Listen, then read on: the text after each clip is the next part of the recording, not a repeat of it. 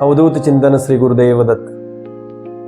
येणाऱ्या या महिन्यामध्ये मीन राशीसाठी होणारा ग्रहमान जो आहे तो कसा असेल, येणाऱ्या ग्रहांचं संक्रमण, एकादशातून द्वादशात होणारे 4 ग्रहांचा प्रादुर्भाव आणि अगोदरच असलेल्या मीन राशीच्या लोकांवर शनी महाराजाची अवकृपा ही त्यांना कशा पद्धतीने फळीत येईल हे मी तुम्हाला या पुढे व्हिडिओमध्ये सांगणार आहे.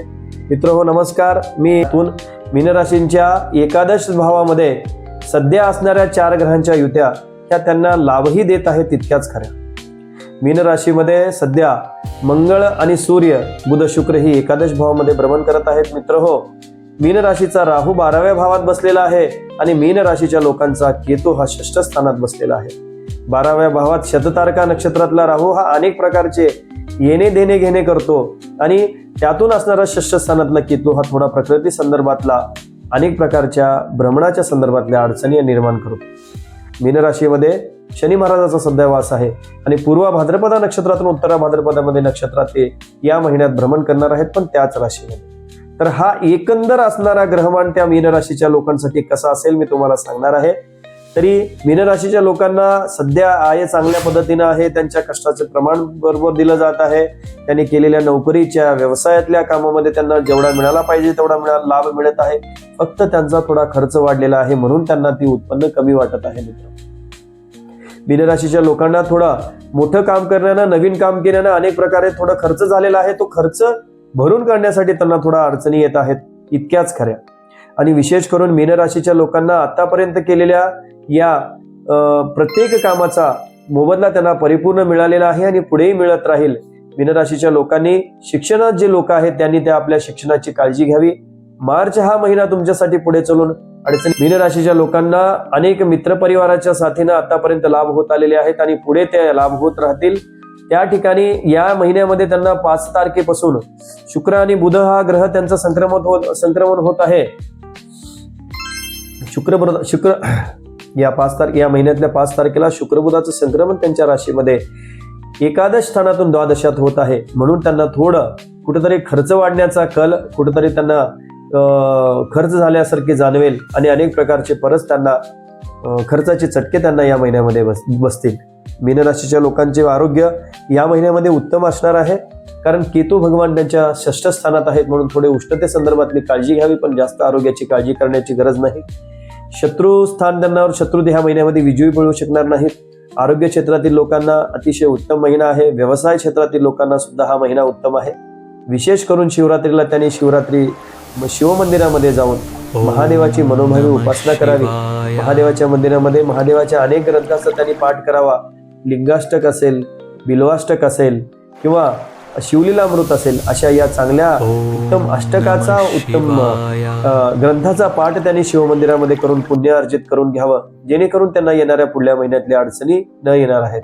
तर मीन राशीच्या लोकांना 14 तारखेनंतर होणारं सूर्याचं भ्रमण आणि 23 तारखेनंतर होणारं मंगळाचं भ्रमण, या 2 भ्रमणानं त्यांना थोडे पुढे चलून थोड्या प्रश्नांना समोर जावं लागेल.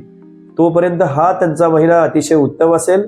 फेब्रुवारी, मीन राशीच्या लोकांनी या महिन्यामध्ये ट्रेडिंग मधला जो व्यवसाय आहे तो कमी करावा किंवा जेमतेम स्टॉक मार्केटमध्ये इन्व्हेस्ट करून वाट पाहावी, असं मी तुम्हाला विशेष सूचना देतो. आणि याच महिन्यामध्ये तुमचा गुरु असणारा भगवान, तुमच्या राशीचे मालक गुरु असणारे त्यांचाच निजगमनाचा हा दिवस आहे, कारण तो 1 तारखेला येत आहे. म्हणून दत्त महाराजाची उपासना तुम्ही करा. दत्ताची या भक्ता नाही भय चिंता, असं म्हणल्याप्रमाणे दत्त महाराजाची भक्ती तुम्ही करा. तुम्हाला हा महिना निश्चितच फलदायी जाईल. विशेष करून आरोग्याची, अर्थार्जनाची आणि येणे देण्याची तुम्ही काळजी घ्या. मी आज अत्यंत भोळी, सरळ आणि खूप कमी कपटी असते. कपट हा त्यांच्या राशीमध्ये विशेष असा गुण नसतो. म्हणून या राशीचा मालक उत्तम असा गुरुग्रह आहे आणि विप्रपर्वर्णी असणारी ही रास. या राशींचे लोक अतिशय निर्मळ मनाचे असतात, भक्तीने कुठलंही कार्य करतात. या राशीच्या लोकांमध्ये विशेष करून तुम्हाला भक्तिमार्ग जास्त असलेला जाणवेल. या राशीच्या लोकांमध्ये अत्यंत निष्ठा गुरुबद्दल असते, अत्यंत निष्ठा ते आचार्याबद्दल ठेवतात. ज्योतिषाबद्दल सुद्धा ते निष्ठावान असतात. म्हणून मीन राशीच्या विशेष करून रेवती नक्षत्रांच्या लोकांमध्ये हा भाव तुम्हाला जास्त पाहण्यात मिळतो. पूर्व भाद्रपदा त्याच्यात नक्षत्र असेल तर ते लोक जास्त चिकित्सक असतात, अभ्यासू असतात, कमी बोलणारे असतात. आणि उत्तर भाद्रपदा त्याच्यातून नक्षत्र असेल तर त्यांच्यातला एक प्रकारचा ज्ञानपणा त्यांच्या वागण्या बोलण्यातून येतो, पण ते बोलून कोणाला दाखवत नाहीत की माझ्यापाशी इतकं ज्ञान आहे. अशी ही एकंदर समाजाला नव्हे तर त्यांच्या आजूबाजूच्या लोकांना ज्ञान देणारी राशी, पण सरळ पद्धतीनं सरळ बोलण्यानं ती सांगणारी राशी. अतिशय मोठा विषय सोप्या पद्धतीनं यांना समजावून सांगणं जमतं आणि सर्व लोकांना उपदेश करणारी ही राशी आहे. या राशीला फक्त सध्या शनी महाराजाचं भ्रमण प्रथम स्थानात चालू असल्यामुळं आरोग्याच्या म्हणा किंवा स्वतःच्या चिडचिडपणाच्या म्हणा, अनेक प्रकारे त्यांच्या राहणीमानाच्या म्हणा, या त्यांना लहान मोठा त्रास होत असेल.